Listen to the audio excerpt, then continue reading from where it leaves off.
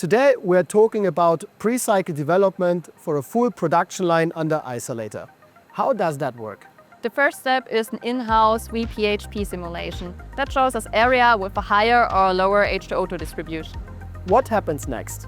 The next step is our pre-cycle development here at Schwäbisch Hall. There we have a look on the distribution and saturation of H₂O₂ to see that we have a homogeneous distribution inside the isolator.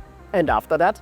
The next step is then the cycle development and cycle validation on the customer side. Therefore, we take the parameters which we found out during our pre-cycle development to show there that we have an efficient decontamination. What kind of studies are conducted?